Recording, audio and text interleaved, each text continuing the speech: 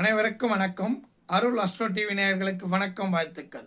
நான் உங்கள் ஜோதிடர் ஆற்காடு ராம்குமார். இன்னைக்கு நட்சத்திரங்களின் தசை பயண வரிசையில் புனர்பூச நட்சத்திரத்தின் தசை பயணம் எவ்வாறாக அமையும்.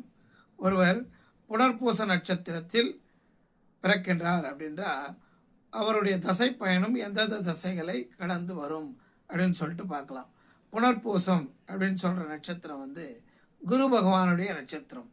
இந்த நட்சத்திரம் 1, 2, 3 பாதங்கள் மிதுன ராசியிலும் 4ஆம் பாதம் கடக ராசியிலும் இடம்பெற்றுள்ள நட்சத்திரம்.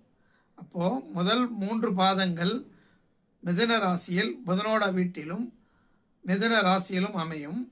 4ஆம் பாதம் கடக ராசியில் சந்திரனுடைய வீடு ஆகிய கடகராசியில் அமையக்கூடிய நட்சத்திரம் தான் இந்த குருவினுடைய நட்சத்திரமான புனர்பூச நட்சத்திரம்.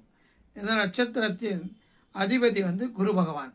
குரு பகவானுடைய தசா காலம் அப்படின்னு சொன்னோம்னா 16 ஆண்டுகள். குரு பகவானுடைய தசையில் பிறப்பவர்களுக்கு முதலில் அனுபவிக்கக்கூடிய தசை 16 வருட குரு தசை. அதன் பிறகு குரு தசைக்கு அடுத்து சனி மகா திசை அமையும். அது 19 வருட காலங்கள் அவர்களுக்கு சனி மகா திசை அமையும். அடுத்ததாக புதன் மகா திசை 17 ஆண்டுகள் அவர்களுக்கு புதன் மகா திசையாக அமையும். அதற்கடுத்து கேது மகா திசை 7 ஆண்டுகள் அமையும்.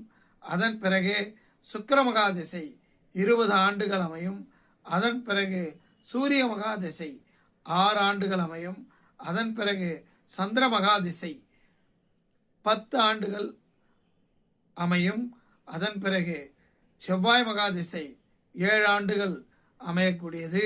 அதன் பிறகு ராகு மகா திசை கடைசி தசையாக இவர்களுடைய வாழ்நாளில் கடைசி தசையாக ராகு திசை அமையும். இவ்வாறாக குருவினுடைய நட்சத்திரமான புனர்பூச நட்சத்திரத்தில் இது ஒரு உடைவட்ட நட்சத்திரம்.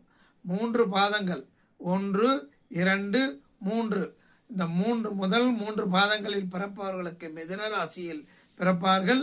4ஆம் பாதத்தில் பிறப்பவர்கள் கடகராசியில் பிறப்பார்கள். அப்போ உடைபட்ட நட்சத்திரம் இந்த குரு பகவானுடைய நட்சத்திரம். இந்த நட்சத்திரம் 27 நட்சத்திரங்களில் 7ஆவதாக அமைந்த நட்சத்திரம். அதேபோல் இவர் குரு தசையும் முதல் தசையாக அமையும். அடுத்த தசையாக சனி திசையும் அதன் திசையாக புதன் திசையும் முக்கியமான வாழ்நாள் கட்டங்களில் 3 பெரிய பெரிய தசைகளை கடந்து வரக்கூடியவர்கள் இந்த புனர்பூச நட்சத்திரத்திலே பிறக்கக்கூடியவர்கள். நன்றி, வணக்கம்.